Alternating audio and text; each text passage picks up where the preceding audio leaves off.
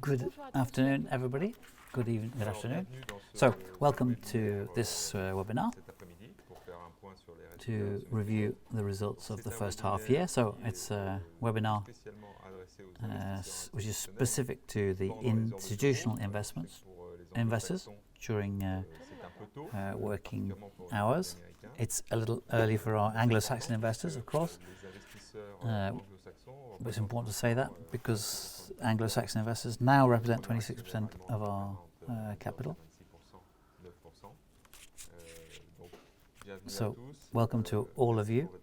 Thank you for being with us, or today or on replay. So, we had a quick debrief yesterday about the three analysts who have been following us, and they've published 3 articles this morning.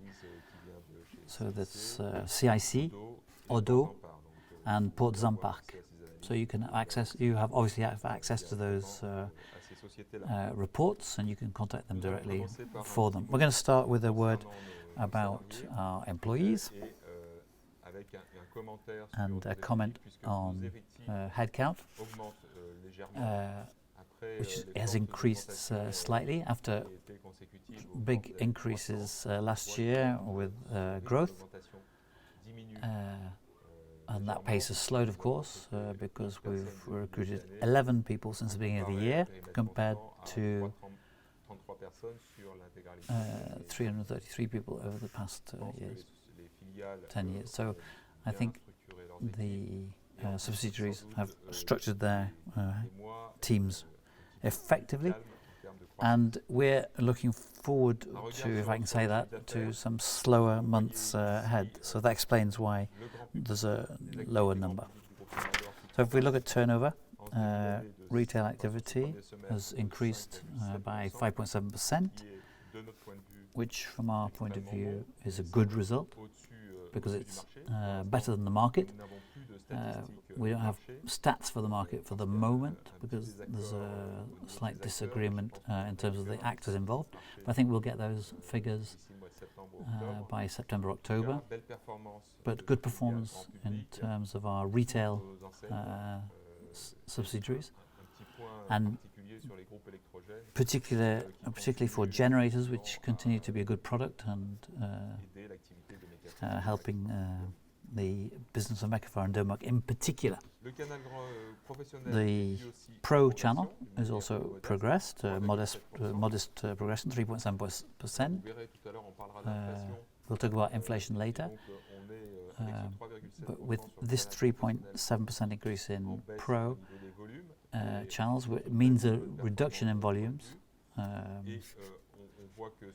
But it's to do with price. But in terms of constant scope, we've got a growth of 4.1%, which compares to 8.2% inflation. So overall, slight loss in volumes, with some products increasing in price, others in volume, others falling. But that's not to do with loss of customers or market share. Then you see DPI, the company we bought on the 31st October 2022, and that's added to these results to give us an overall increase in turnover of 12.6%. For information, for DPI, we're not on inflationary tendencies, but deflationary tendencies, trends, consecutive to the drop in raw materials prices in, for example, polyethylene, which is used extensively in their products. A word about quarterly growth, and you'll see that the second quarter of 2023 has been negative by about 2%. So this should be corrected in terms of the number of working days we had, because there were 2 fewer working days compared to last year. So it's about stable in terms of turnover, around about 0. But there is, it is important to say that it's a long time that we long time ago we last had any lack of growth in these quarterly turnover results. and that's likely to last over the coming months. So in terms of our milestones, the MaPrimeRénov' funding mechanism, which is grants from the government, seems to have got a bit stuck. These are grants given by the state and distributed by the National Housing Improvement Agency, so that's the ANAH, and we see that what we're hearing from our customers is that ANA are having difficulties unblocking financing, releasing the financing, and so all the professional actors are being affected in the energy renovation of buildings. We'll make a comment on the statistics for the sanitation distributors later on. New housing, no good news. I don't think there'll be good news for a few months yet. Drop in applications for building permits, and drop also in new housing starts. The swimming pool market is facing an overall drop of 15%. It could certainly be more than that. Our subsidiary AELO continues to be present on the ground to make up for what it's losing from some customers. The manufacturing sector in France and in Europe is also down. We'll see that on a graph later on with more specific comments. Prices, we've been able to pass on 8.2% to customers over the first 6 months of the year in terms of inflation. And a company that we're taking interest in, that we're taking a minority shareholding in, it's called FIMAT Solutions in the Lyon area, and they specialize in accompanying professionals for funding of renovation, both with the MaPrimeRénov' and the mechanism and the energy saving certificates. It's important to be involved in this sector to be able to better understand and better explain to our customers how these mechanisms work, and of course to be able to keep an eye on regulatory changes affecting our products. So here you see the graph that we talked about earlier on with the terrible state of the new housing market in terms of housing building permit applications. We don't see this changing in the near future, and the negative consequences, of course, that it will have on our subsidiaries. And here we'll see the information from the wholesalers in the Coedis Association syndicate. We've got a negative month in May, minus 2.8%, but a positive month in June. And the big surprise in this market for sanitation and heating, the big surprise is the drop since the beginning of the year in the sales of heat pumps, certainly connected to the issue that the ANAH are having with processing the MaPrimeRénov' grants. And that certainly explains this drop in sales of heat pumps.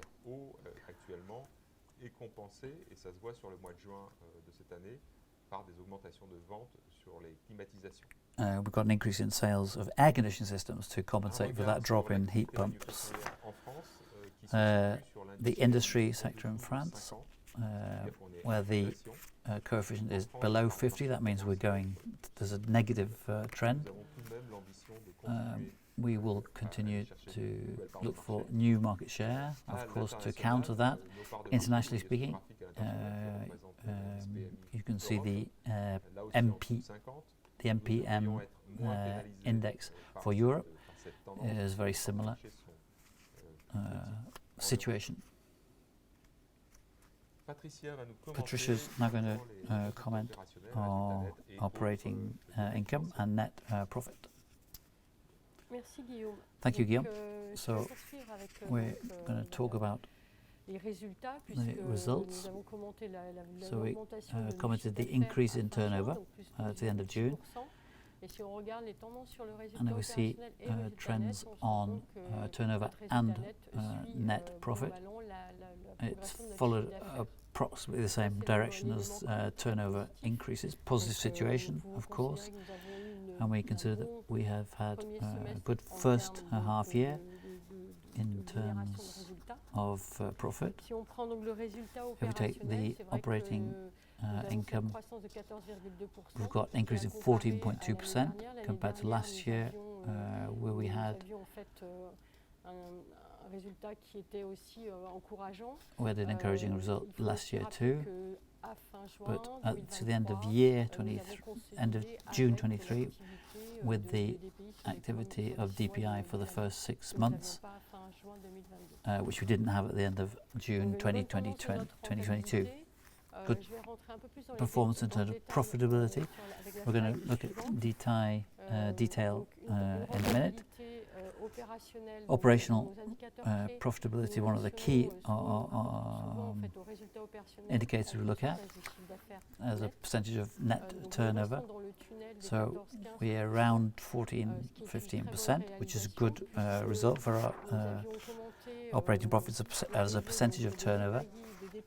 So we've compensated for the arrival of DPI in the group, which has a different kind of business model to the others. They hold no stock. They buy from their suppliers, from the manufacturers, and they sell directly to their customers, so less added value.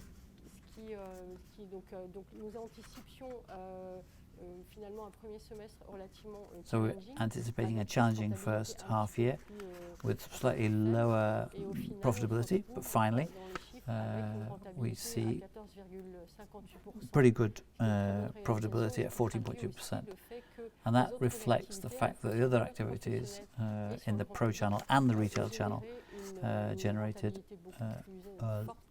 stronger profitability than anticipated, because we come out at a level of 15.3%. To get to this result, that means an operating margin which is good over the first half year, so stabilized on professional trading in the results of the group. That guarantees us a certain comfort in terms of our profit, and also got the contribution of operating profitability for the retail section. I remind you that the retail channel in 2022 faced increase in prices of charges like the pro channel, and weren't able to pass those on to its customers, which of course had an effect on the bottom line.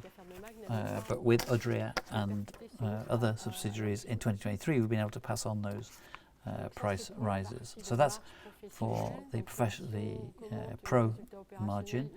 In terms of operating result, it's important to talk about our charges. We've got major, obviously, items, salaries, and they've obviously increased at the end of June because we've had recruitments, of course, plus increases in salaries at the end of the second half of 22 and the first half of 2023.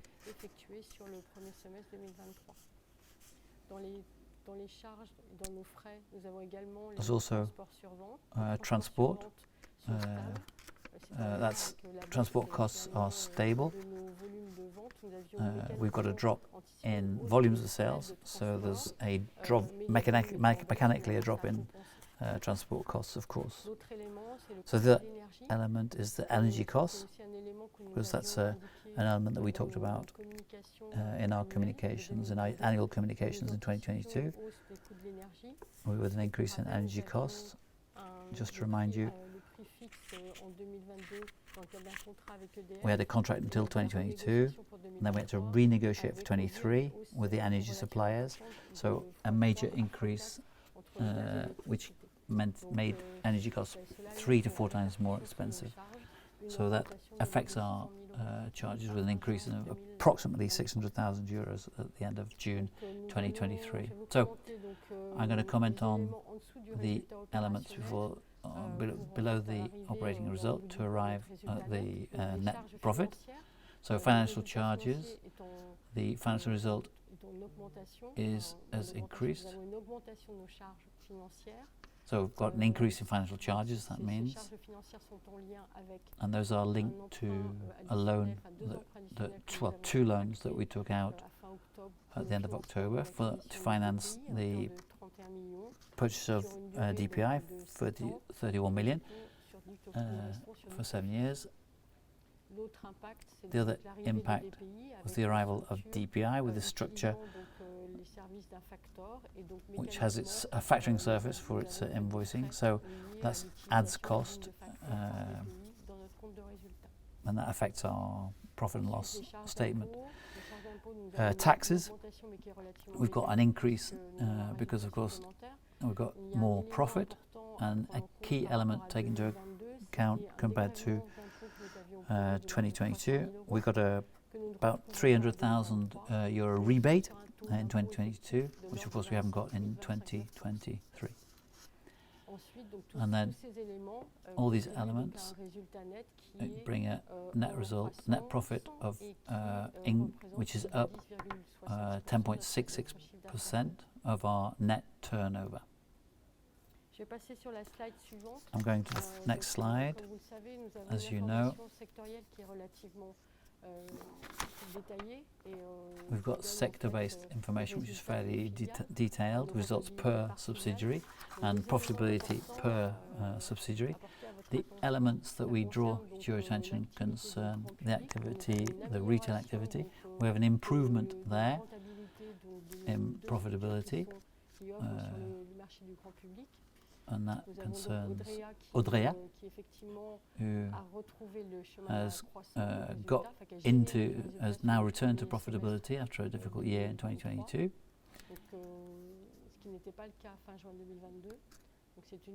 So that's good news. The reorganization of that subsidiary seems to be working. So we've got a legal merger and an IT merger between the two former companies of Audrea. So that's great in terms of the work all the work that's got into that to get to an increase in profitability and an increase in their profitability as a percentage of turnover. DPI 2, and that's just us catching up on the passing on of prices, the increase in prices to the customers, and then we see that come into focus in the first half of 2023. We commented the subsidiary DPI. It's the first time they appeared at the end of 2022, but that was for 2 months. This is for 6 months, and as Guillaume says, there's a drop in their raw materials. They've got an increase, however, in terms of operating profit. A little less business perhaps, but better margin. So 1.4 million profit, profitability of 5.8%. That may seem quite low, but there's an adjustment to the consolidation which reduces this profitability. Just to remind you, we bought DPI for 31 million, and we compared to this price to the goodwill allocated to the intangible assets, and this was particularly due to the customer relations. We saw that as a value of 13 million, and so this has been amortized and therefore affects DPI's operating profit for a total of 600,000 euros. So it takes it down to 5.8, whereas it would have been without that element over 8%. Another important point about DPI and that acquisition. So we've got an earn-out mechanism, which is a commitment from the shareholders that they would achieve an operating result of average of 3.8 million euros over 2022-2023, and if that is achieved, then there will be an additional payment that we would make to them of 5 million euros. So this is extrapolated to the end of June,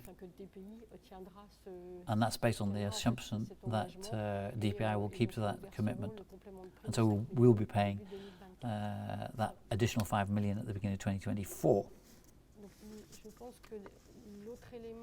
And the other element to be mentioned here, we always talk about the achievements, the share of Jetly, Thermador and Sverco, which represent between 68% of the total profit. And here we see those three entities continue to report great performances in terms of profitability, between 19% and nearly 27% for Jetly. So a great performance of Jetly with an increase in turnover linked to inflation, of course, but a very good control of cost control within that entity. In terms of Axelair, we have to focus on that subsidiary because all the other subsidiaries generate profit, and the only exception is Axelair, which at the end of June 2023 recorded a loss. Could you explain the context, Guillaume, perhaps, and restate our desire to be present on the ventilation market? Yes, we started this adventure with Axelair 10 years ago with a very committed director. For the moment, we've never been able to earn money from this business, even though the costs are controlled and it's almost at a break-even point. We do continue to work with the teams of Axelair because we are sure that it's strategic for Thermador to be present in this market for ventilation in buildings, because we think it's a crucial challenge for the future, because buildings will become more and more airtight, more and more insulated. So that means that ventilation needs to be perfectly controlled. So we remain committed, we remain offensive on that market. There's a small activity on the French market, and we do believe that it will come good, and we support Axelair, and we're prepared to support their also their small losses.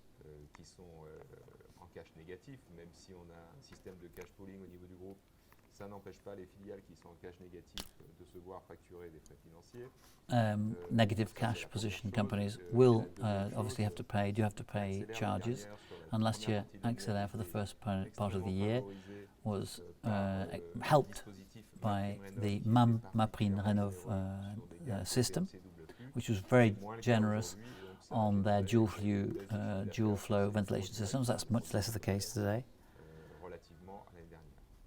So those are the explanations, and nothing to worry about concerning our desire to continue with them.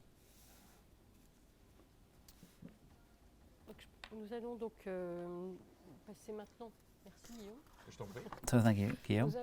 We're going to go on to the next graph, which gives you the operating profit as a percentage of turnover. And we've got this graph which runs from 2008 to 2023. So we're within that tunnel, I call it, between 14 and 15%, which which is a qui est un good peu un tunnel cible. it's On a est target au-delà donc des 14 range. 3%, légère So we're at amélioration par rapport à 14.3%, slightly 2022. up on 2022, Et which avec was l'impact de DPI. 14.2%, Donc pour nous, ça traduit vraiment and that takes into une account bonne the performance inclusion of DPA. So, de so nos I would filiales say that's a avec good performance une of bonne our maîtrise des coûts subsidiaries sur le and premier good cost semestre control over this et first et half un year, bon maintien donc and de la marge commerciale. a good resilience Ensuite, of donc our concernant trading les margin. données en So fait de notre then we're going to move on to our financial donc, structure. pour rappel, nos So capitaux propres restent, as a reminder, our restent élevés. equity remains Ça high. traduit la solidité That's de the notre structure reflects the financière. solidity of our Nous sommes financial à plus de solidity of our structure, 335 millions d'euros 335 de million capitaux propres. of equity. Ensuite, dans les autres éléments qui And then constituent in the other les elements valeurs fortes of the strong values of our nous avons la valeur des assets, stocks. there's of Donc, course la the value valeur of des our stocks, stock. elle est en augmentation donc en That's euros. increased in Par terms contre, of value, nous suivons cet indicateur but de la valeur according des stocks to en nombre this de mois d'achat indicator, consommés. Et nous constatons à we fin juin observe 2023 that une at the légère end of baisse. June Donc, nous 2023, sommes à there's 196 jours a versus les 204 jours à drop fin in the juin number of days 2022. of value of that Donc, stock, which is down to effectivement, il y a 196 eu une days. meilleure maîtrise So there's du been a niveau des better stocks de nos control. That's a filiales, good thing, because avec there's ce gain been de a better 8 jours, control. donc un gain de 8 jours qui We're 8 se days traduit better off forcément than dans we une were situation de last year, cash, qui est because importante. that means Donc nous restons quand même avec it's une a good valeur de message stock, and it's good news in terms of significative cash, tout le temps pour pouvoir nous permettre et and that permettre à nos allows filiales us to d'assurer une qualité de service auprès de nos clients. ensure that our subsidiaries can provide good service to our En lien avec customers. le stock, une fois que So le in stock est bien link maîtrisé, puisque c'est un des linked to the éléments stock is essentiels again de this notre BFR, again is the cash position, ça se and traduit it's linked to our working capital par requirement, de la trésorerie. and that Nous results in enregistrons à fin cash. juin 2023 At the end of une June, trésorerie we have positive a cash position of Ça 11.9 retourne million, finalement sur le positif, and puisque we're back l'année into passée, the nous black, étions sur une because trésorerie last year we négative. were on a negative Nous avons, cash position pour of rappel, 15.2 million. Alerter nos filiales sur, And sur at that l'optimisation time, de la gestion de leurs we stocks. asked them to Et better c'est ce qui a control their été stocks, opéré, and that's bien been faire done. évoluer en fait le montant des achats en fonction And du niveau so d'activité des our ventes pour réguler et pour faire en sorte purchasing de is générer their purchasing is more in line with the needs ça, of ça a their fonctionné sur le sales. 2023. Et le dernier élément donc, dans notre structure And the last financière, element donc, in our structure nos emprunts et concerns dettes our financières, financial structure, emprunts et concerns dettes bancaires, loans and financial sans debt. covenants, à taux fixe, entre So 5 we've ans got et 7 ans. 5 to 7 year loans at fixed rates. Those for our acquisitions, and we're up on the amounts borrowed, because we've added the loans that we took out with LTL, fixed rate loan for the purchases of DPI. So the loans financial debt is up from is up to 40.5 million. And then we move on to generation of cash within our group. So first semester we generated cash, as we were able to show that positive position at the end of June. And we can now look at how it's made up. So we've got a capex of more than cash flow from operations, which is more than 39 million, and allows us to self-finance. The variation then in terms of our WCR, and that consumes cash, of course, and that's attached to the customer and supplier accounts, and stock, of course. And this is capex, investment flows. These are investments in the first half year. So we've got 50% of that, 4.3 million, concerns property and improvement of our property for the head office for Thermador.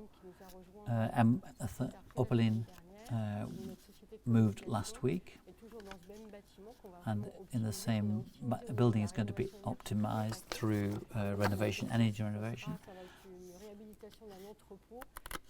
And there's also the renovation of a warehouse for PB Tube, which is to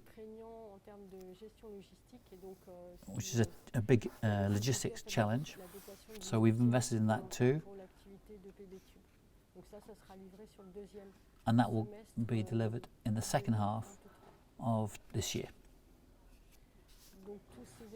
All these elements give us a positive cash flow, free cash flow of 22 million.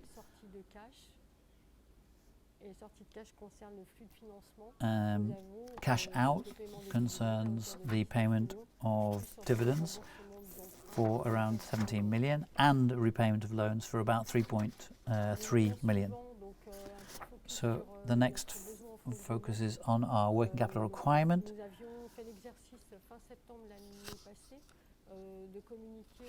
At the end of September last year, we published what we called a normative WCR at 35%, and at the end of 2023, an improvement because the operational WCR is 42% compared to 44% the last year for the full year, and that's an increase in stock. And we're going to talk about the customer item. Is that increase that often we get the question of, is those trade notes accounts receivable increasing in terms of business, or is it poor payment? No, we've actually got a better payment period score this year. And then we're going to hand over to Guillaume now for the outlook prospects. So in our letter to shareholders, number 111 that you've received by email,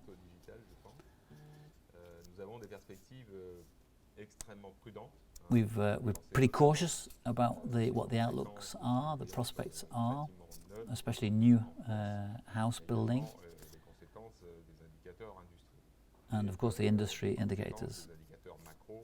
And in terms of these macro, also the macro indicators, which are pretty pessimistic for the months ahead. The increasing interest rates, inflation, and of course those increasing interest rates will have an impact on the economy. So now new housing, no positive outlook in the coming months. We thought we'd hit the basement position, but it doesn't seem to be the case. And it looks like it'll be another year, 18 months before this picks up again. So of course it's a cyclical market, we know that. And perhaps at the beginning of 25 we'll see that going up again. So the products that we sell directly for this market only represent about 10% of the group's turnover, and impacts two of our some subsidiaries, PG Tube and Thermocome.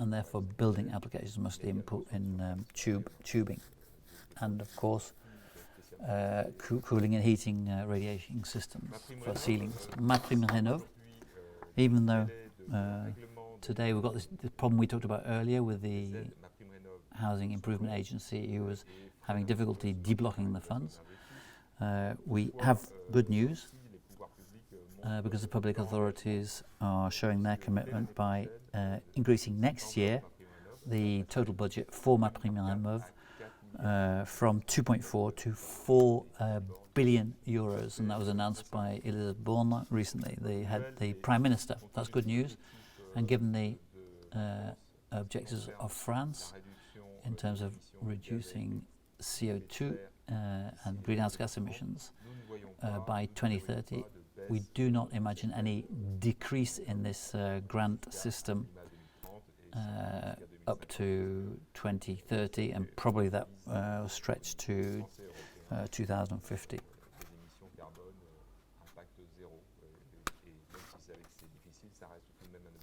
And the objective of getting to zero emissions by 2050 indicates that we'll all go in the same way. Energy saving certificates, that's another government grant which obliges the energy suppliers fossil fuels and electricity. These companies are obliged to finance renovation of buildings and industry through these energy saving certificates. And the good news is that the public authorities are planning on an increase for 2025, very substantial increase, which could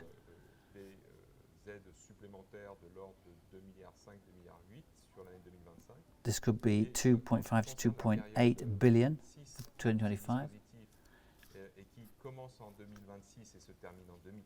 And then there's another phase which goes from 2026 to 2030, and the public authorities intend to double this budget, these obligations on those energy suppliers, which would take it up to 12 or 13 billion euros of grants per year.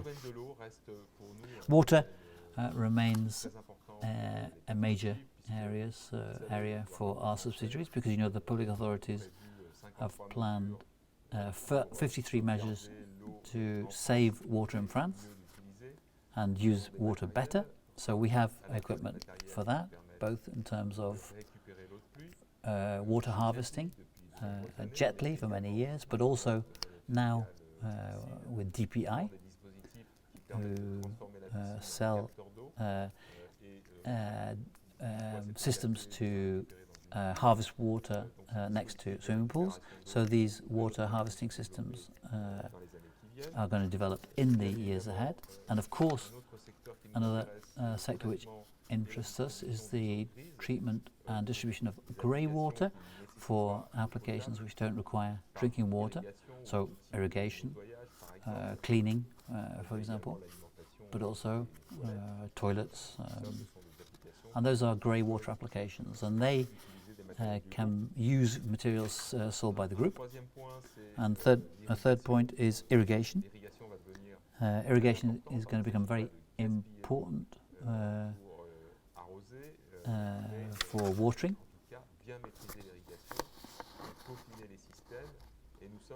And to improve water irrigation systems, and we are leaders on that market with DPI, Sferaco, all Jetly as well, all are involved in irrigation systems. And finally, a word about the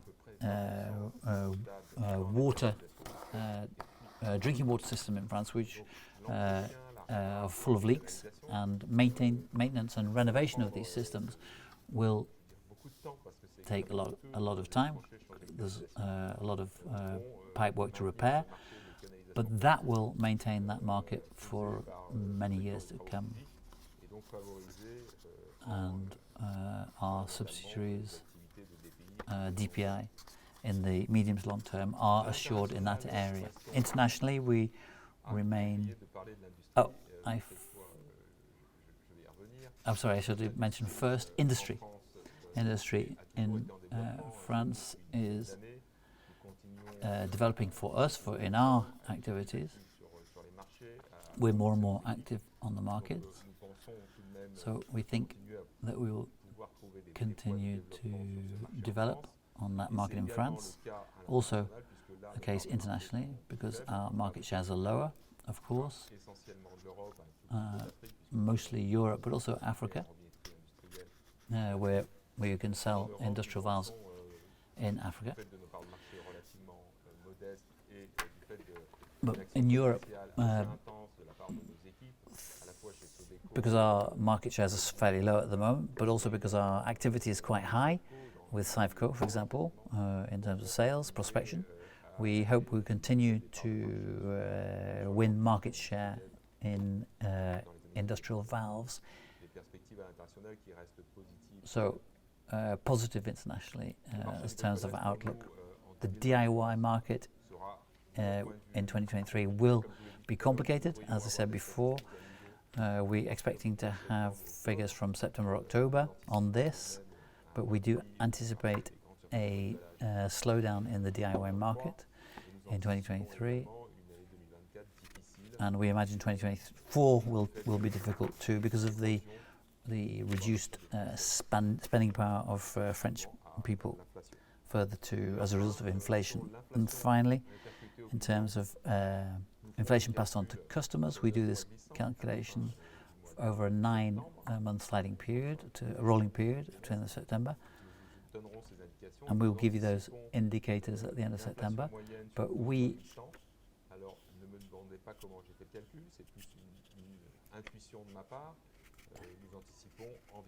anticipate about 5% price increases passed on to our customers over the 12 months of 2023. So there, we've finished with our presentation, and I'm going to start to answer the questions that have been written in the chat. So Pierre has asked us 2 questions. This concerns the commercial pressure from America and China in particular, which make things more complicated for us. I think it's the opposite. We think that some Chinese industries are disadvantaged by the fact that the US are trying to turn away from China today, so they're more turning towards European markets and are looking to maintain their partnerships with European companies. So that's obviously good news. And the second thing is that we see a lot of Chinese companies deciding to have factories in other countries of Southeast Asia so as to be able to diversify risk. Of course, we have no certainty in terms of the geopolitical situation in China, in particular in what might happen between China and Taiwan in the future. So,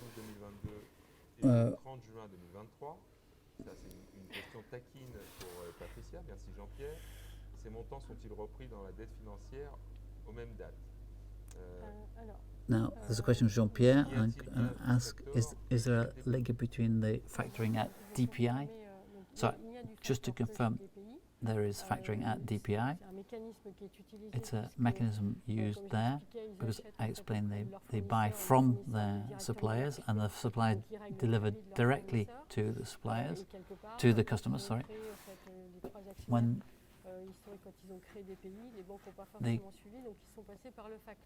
they created DPI, the banks were not particularly keen to follow, so they started factoring, which means that the factoring agencies, which guarantees in terms of an amount.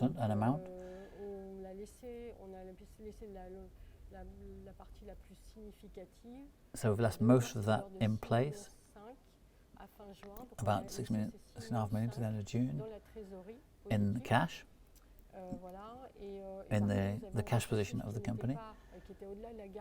And what goes beyond the factor's guarantee, it's about 1.4 million. There's a customer debt, and I'll give you the figures again, but I think it was about 7 million for 2022, sorry.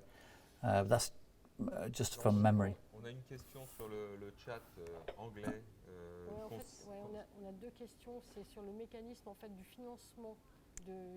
So I've got questions about the MaPrimeRénov' mechanism, and the question is, what will the effects of the delayed payments on Thermador, those payments from the agency, the house improvement agency, and what are the positive effects of it, of the increase from 2.3 billion to 4 billion in 2024 for Thermador.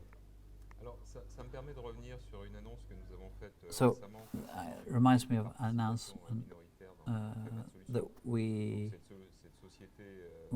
talked about, this shareholding we took in Firmat, and they're sort of an interface between the professionals and the agency, the housing improvement agency.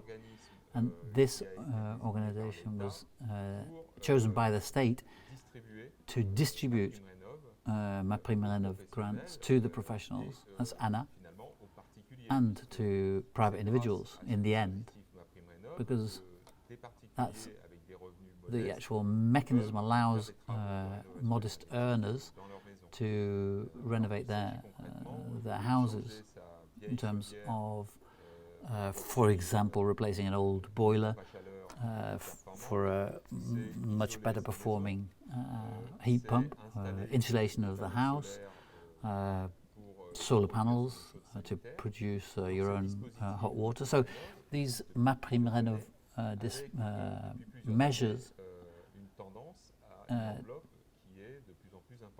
have produced an increasing budget from year to year. So I remind you, got a budget of 2.3 billion in 2023, and as the French Prime Minister said, Elisabeth Borne, this will be increased to 4 billion next year,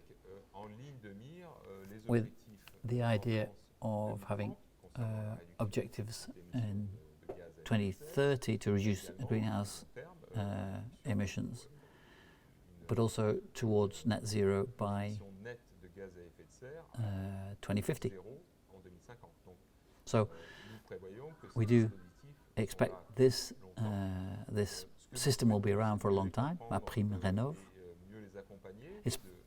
And the better we understand it, the better we can accompany our customers. And that's the project of taking this minority shareholding in FIMAT Solutions. So understanding the MaPrimeRénov measures requires a real understanding and expertise. It's the same case for energy certificates, energy saving certificates. They are identified for pretty technical subjects, and you have to be able to explain that to the customers, or the customers of our customers, to be able to understand for a given project where the MaPrimeRénov or the energy saving certificates can be used. It's important to understand that for energy saving projects, you can use both those mechanisms, MaPrimeRénov and the energy saving certificates. And there's a question concerning the effect on Thermador in terms of the payment delays. We see there is a risk there in terms of our customers. We have customers who are dependent on these deblocking of these funds from the Housing Improvement Agency.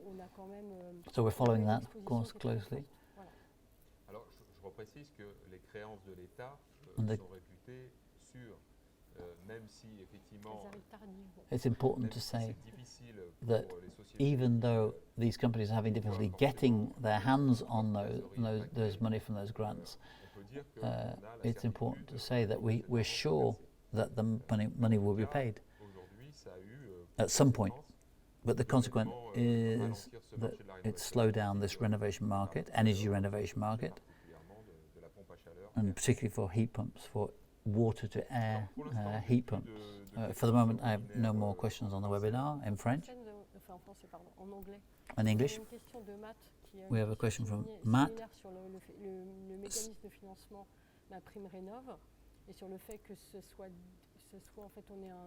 Un des ralentissements sur le financement et l'arrivée des financements de la part de l'ANA. Et est-ce que and he's asking, Matt is asking, in terms of the MaPrimeRénov slowdown in payments, do you have any? When do you have any insights as to whether it's going, when that's going to, the funding is going to start again? So during July, there's been a slight improvement in some areas. And I think the announcements of the Prime Minister would suggest that that it will deblock things a little bit.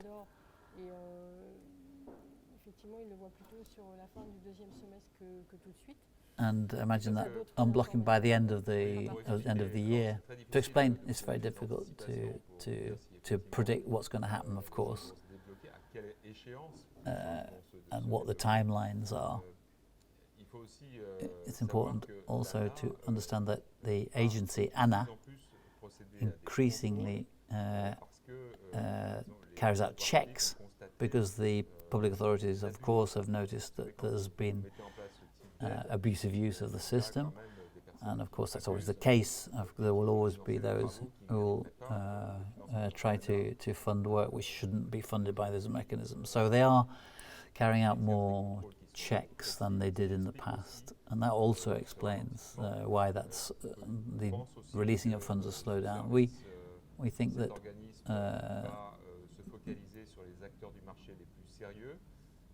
these agencies will focus. This agency will focus more on the most reliable actors on the market, and of course that will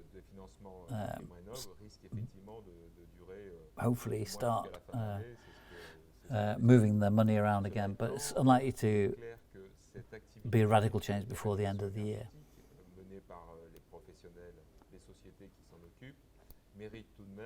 But of course, these companies need financial solidity to be able to survive and to operate, but overall it remains a profitable sector. Another question from Matt.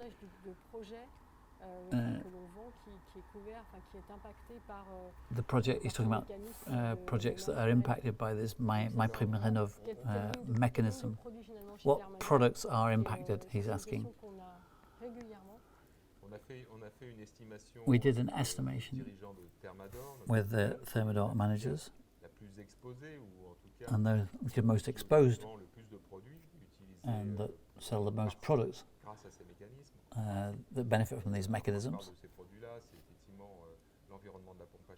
And it's heat pumps,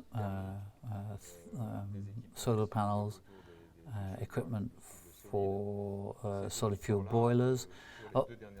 Over the past 2 years, they represented turnover of about 40 million, so it's not negligible. Another question. Do you think that another question from Matt. Do you think that your business has become more or less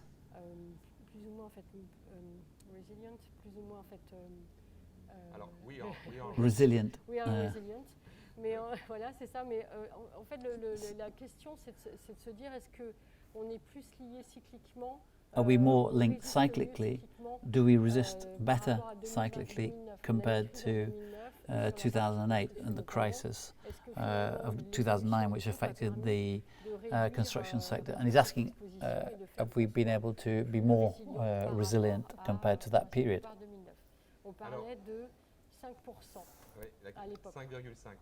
Yeah, 5.5% was the reduction in turnover at the time. It's difficult to answer that question because we're comparing different economic crises. It's very difficult to assess the impact of the actual crisis.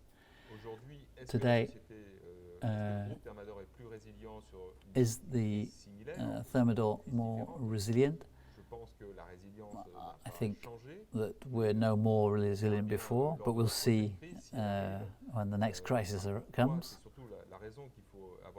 I think the most important thing is the reason we do continue to sell accessories and equipment that are linked to primary needs. We sell products in construction for heating and cooling. We sell products for drinking water. I think humans will continue to wash with hot water, with drinking water, of course. We sell valves to factories, to pharmaceutical industry and chemical industry. And there are many more, of course. Same for irrigation, we talked about that earlier. All these materials, all this equipment, even in a crisis, are necessary. So they are fundamental products, and sold in maintenance and renovation. So and that's what makes us resilient. The other element of resilience is, of course, our employees. We saw that during the COVID crisis, that our employees are there, they're professional, they're committed, and they're ready to affront any challenge. And I think that's the strength of any company today, is knowing that their employees will be able to react quickly. And the photograph of the group in 2009 and now there's been a number of acquisitions.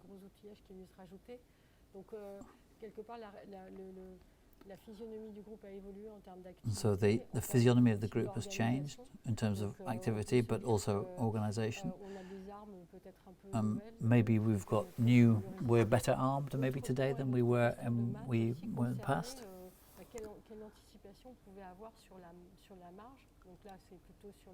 And he also asked how we could expect margins to develop in that case.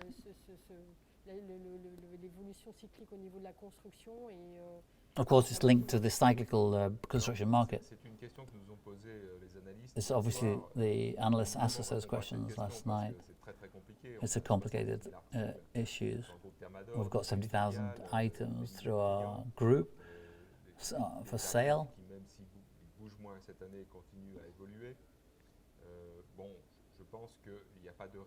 I don't think there's any particular reason that the margin should improve in the second part of the year, and I think they'll be challenged in the second half of the year.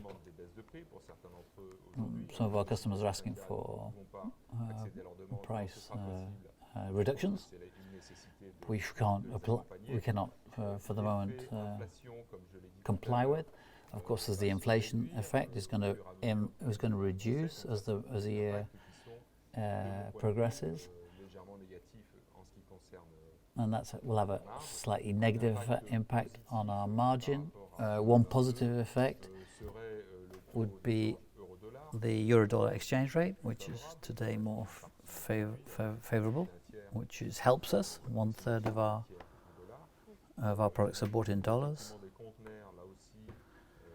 The price of containers, of course, has fallen back down to levels comparable to 3 or 4 years ago. But to answer Matt's question, there's no reason that the margin will improve in the second half. It's more likely that it will be more challenging. But I think these margins are pretty good. And Jean-Pierre is back again talking about our Chinese suppliers. Should I understand that Chinese industrialists are exploring other regions of Asia to set up some of their factories, or is it that Thermador is exploring new suppliers in Asia outside China so as to diversify sourcing? Yeah, exactly right. You can apply for a job, Jean-Pierre, in our strategy and procurement department. Any other questions, Patricia, on the chat? No other questions. I've just got a little point I'd like to raise, but it's a detail. We saw in the first half that there were a positive effect for the retail channel. It's important to understand this the retail market is there we had the most difficulty passing on the inflation,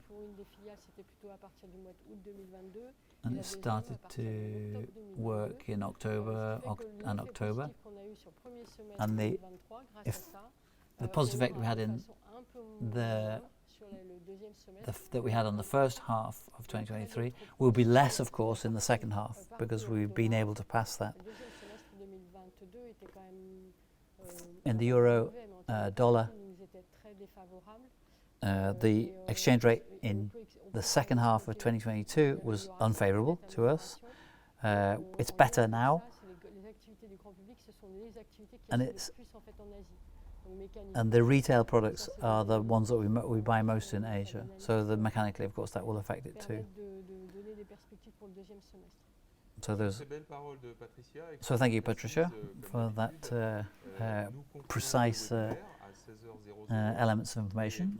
We are winding up this webinar at 4 p.m. and we wish you all, whether you're in the UK, France, Germany, we wish you happy holidays, and we look forward to seeing you soon for comments on the third quarter in 2023. See you soon. Bye-bye.